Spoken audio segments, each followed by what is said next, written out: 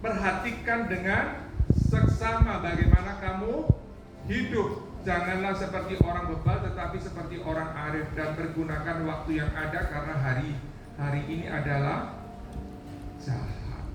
Ya kan? Perhatikan dengan seksama. Maksudnya apa itu perhatikan dengan seksama? Berarti kita itu harus benar-benar itu mau introspeksi diri. Apa yang selama kita hidup sampai hari ini yang kita pernah lakukan. Jadi kita harus memperhatikan Bapak Ibu dengan seksama. Maksudnya seksama itu apa? Dengan teliti. Itu kita harus perhatikan. Bagaimana kamu hidup? Janganlah seperti orang bebal, tetapi seperti orang arif. Itu yang gitu. Orang bebal itu yang gimana sih orang bebal itu? Didefinisikan gini, orang bebal itu seperti orang yang bodoh. Mereka sulit untuk dinasehati, sering menginginkan kebenaran tapi tidak mau melakukan, tidak mau mengimani. Bahkan kalau orang bebal itu sudah pernah dinasehati, sudah pernah diberikan masukan, terus diomongi, sudah sih ngomongin mungkin lambene sampai gobe, tapi itu tidak pernah yaitu mau melakukan. Dan dia punya prinsip sendiri, pokoknya aku seperti itu. Itu orang bebal.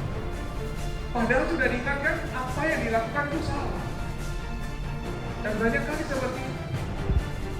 Kita sudah diingatkan firman Tuhan, mungkin bukan hanya hari Minggu, ada persekutuan doa, firman Tuhan sudah kita dengar, kita juga mendengar melalui YouTube firman Tuhan. Bahkan apa yang dikatakan di hari Minggu, di persekutuan doa maupun di YouTube itu kebetulan sama. Itu kan artinya Tuhan itu berbicara pada kita. Tapi kenyataannya kita lo nempel-nempel, tidak mau berubah. Nah ini loh orang yang dikatakan orang bebal. Maka itu kita bisa memperhatikan dengan seksama.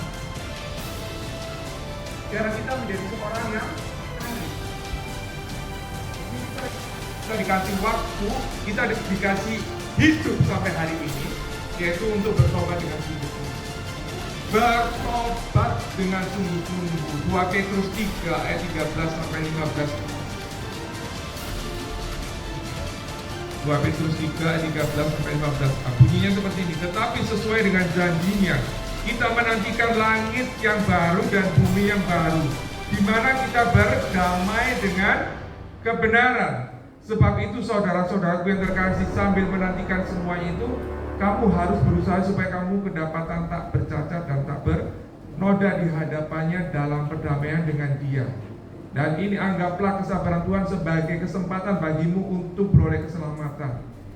Berdamai dengan kebenaran, ya, berdamai dengan kebenaran itu artinya apa? Kita mau berusaha untuk mengerti apa yang Tuhan kehendaki dalam kehidupan kita. Kita melakukan apa yang Tuhan perintahkan dan menjauhi apa yang Tuhan lakukan. Itu artinya kita itu berdamai dengan kebenaran seperti itu. Karena yang Tuhan kehendaki dalam kehidupan kita itu apa? Kamu harus berusaha supaya kamu kedapatan tak bercacat dan tak bernoda di hadapannya. Untuk kedapatan tak bercacat dan tak bernoda di hadapannya itu kita harus berusaha.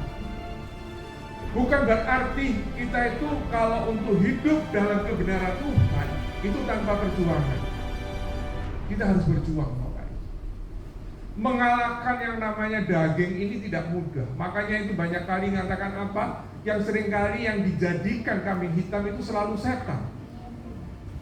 Padahal yang menjadi lawan kita yang terbesar adalah diri kita sendiri.